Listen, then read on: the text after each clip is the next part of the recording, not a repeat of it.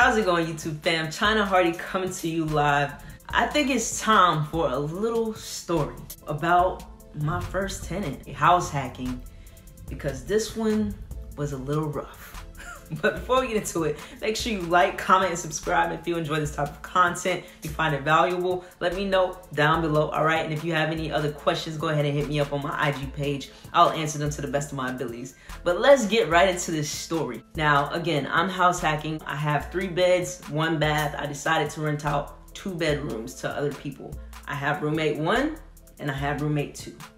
Now this is gonna be pretty much about roommate 1 and what I learned, all right? So roommate 1, background check came back very clean, credit score through the roof, very good in my eyes, you know what I mean? Everything checked out nicely. I'm like, okay, perfect roommate. I let roommate 1 go ahead and rent out the room, all right? And then roommate 2 came along eventually and rented out the second room. Now, first day of roommate 1 staying, you know, in the morning, I'm at work. Roommate 1 texts me saying electricity went out in the bathroom. That's an emergency type of situation, I believe. So calling me was the right thing to do. I got that fixed like within a couple of hours, okay? With that being said, roommate 1 started contacting me more and more, but the more he started contacting me and noticing that I fixed things fairly fast, they started becoming very small things to the point I couldn't even do anything about them. I'm just like, okay, I'm sorry about that, but I can't really. And then roommate 1 would be like, oh, I just had to do this to get it to work, and now it's working. So I'm just like, okay. So those things didn't necessarily bother me or anything, but it just made me realize that roommate 1 was very particular, wanted things in a certain way, which is fine, I understand.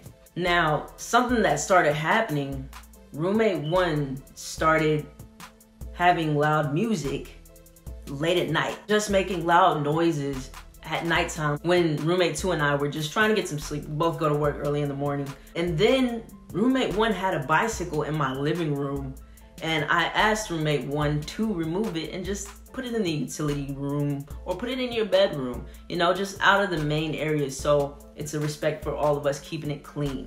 One time I came to the house and I saw it back in the living room.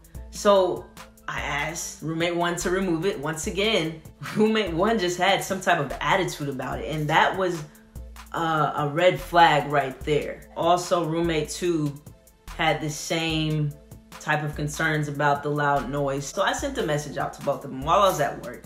I'm like, hey, let's set a time to meet so we can talk about things.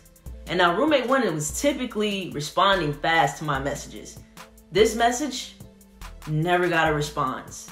Now, since roommate 1 usually responds, I let days go by, but then it came up to a week that roommate 1 never responded, and roommate 1 also left boiled eggs on the stove. Roommate 1 was not at the house during that whole time. So then I just started getting very concerned. Something was off. No response, gone for a full week, couldn't get a hold of roommate 1.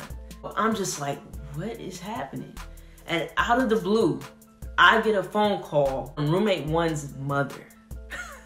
Now, roommate 1's mom explained how her child had gone missing. This has been something that's happened in the past. She finally found her child, and basically her child mentally just was checked out.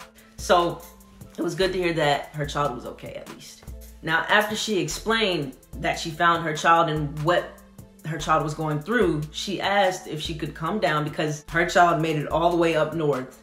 I don't know how, whatever, I didn't ask. But she asked if she could come down, help her child move out, go somewhere else, and get her child back on their feet. I'm like, yeah, sure, that's fine. Go ahead and bring roommate 1 back down. You can come on down, help out. I'm understanding. So boom, roommate 1 and roommate 1's mom get back to the house, and I decided, okay, I'm gonna give them some space.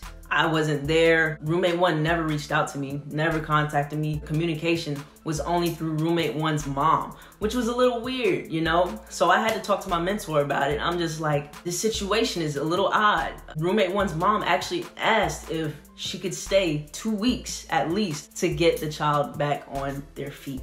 And then not only that, but roommate 1's mom, since she was the one communicating with me, she asked if she could pay the rent for her child. I said yeah at first, but then again, I reached out to my mentor about that. My mentor explained how you shouldn't accept rent from anybody except the person on the lease, because that is officially saying that they pretty much live there. And then I also looked up Florida laws saying if somebody's in your house for 2 weeks or more, they're officially a resident. And also if they get mail to the house. Now, I agreed to the 2 weeks for her to stay before I ever found out about that law, okay? And basically, I ended up coming to the house because they were also causing a disruption to roommate 2. So I had to approach them and say, hey, can't allow you to stay 2 weeks with your child because these are the laws, this is what it is, and I can't accept you paying rent for your child for roommate 1, and roommate 1 has to pay it to me directly, okay? Roommate 1's mom just switched. She was nice, a sweetheart, but when I had to lay it down, she changed on me.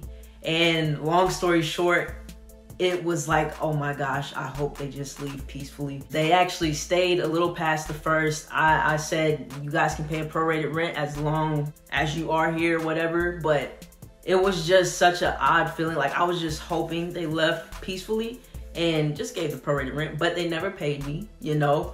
Thankfully they did leave, left the place clean, the room clean, and roommate 1 was out, okay? Crazy thing, maybe like a week later, I saw mail come to my house in roommate 1's mother's name. And I was just like, I think they were trying to play me. So I'm so glad I talked to my mentor and I looked up that law about the 2-week stay because it could have been way worse.